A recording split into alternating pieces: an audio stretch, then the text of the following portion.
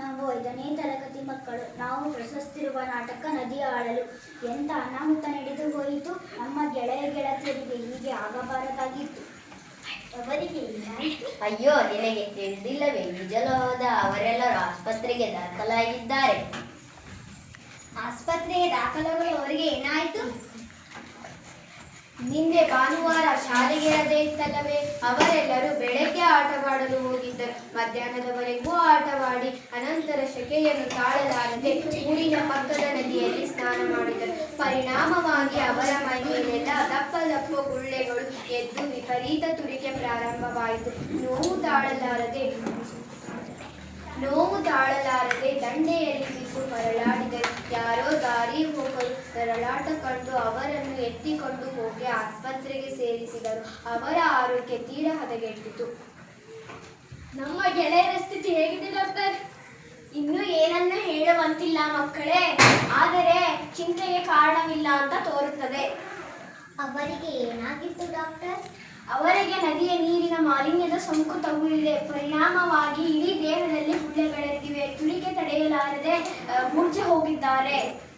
ಅವರ ಜೀವಕ್ಕೆ ಏನು ಅಪಾಯವಿಲ್ಲ ತಾನೆ? ಚಿಂತಿಸಬೇಡಿ ಮಕ್ಕಳೇ, ಆಸ್ಪತ್ರೆಗೆ ಬಂದ ಕಾರಣ ಸೂಕ್ತ ಚಿಕಿತ್ಸೆ ನೀಡಿದ್ದೇನೆ. ನಾವು ಅವರನ್ನು ನೋಡಬಹುದೇ? ಈಗ ಬೇಡ ಮಕ್ಕಳೇ, ಸಂಜೆ ಬನ್ನಿ. ಈ ನದಿಯ ನೀರು ಎಷ್ಟೊಂದು ಕೊಳಕಾಗಿದೆ ಅಲ್ಲವೇ? ಅಬ್ಬ, ಈ ಕೆಟ್ಟ ನೀರಲ್ಲಿ ಅವರೇ ಕೇಳಿದರು. ಸಿರಿಯೇ ನಡೆಯಲು ಆಗಲಿಲ್ಲವೋ ಏನೋ? ಇದು ಮಲಿನಗೊಂಡ ನದಿ. ಇಂಥ ನದಿಗಳು ಜೀವ ಸಂಕುಲಕ್ಕೆ ಅಪಾಯಕಾರಿ. ನಾನು ಜಲದೇವತೆ ಮಕ್ಕಳೇ.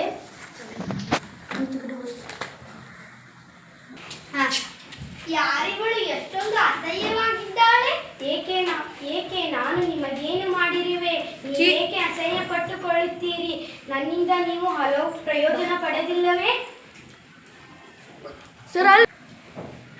ಎಲ್ಲ ಸರಿ, ಆದರೆ ನಿನ್ನ ನೀರನ್ನು ಕುಡಿಯಬಾರದಂತೆ, ನಿನ್ನಲ್ಲಿ ಸ್ನಾನ ಮಾಡಬಾರದಂತೆ ವೈದ್ಯರೇ ನಮಗೆ ಈ ವಿಚಾರ ತಿಳಿಸಿದ್ದಾರೆ.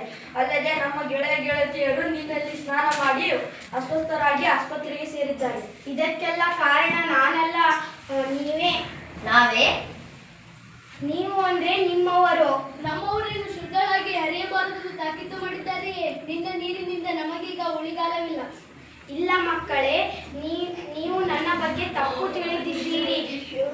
ನನ್ನ ಮಾತು ಕೇಳಿರಿ. ಪರಿಶುದ್ಧರಾಗಿ ಹರಿಯುವ ನನ್ನನ್ನು ಕಲುಷಿತಗೊಳಿಸಿದವರು ಮನುಷ್ಯರೇ. ಬಹಳ ಹಿಂದಿನಿಂದ ಇತ್ತೀಚಿನವರೆಗೂ ಮಾಲಿನ್ಯವಾಗಿ ಹರಿಯುತ್ತಿದ್ದೆ. ಈಗ ಈ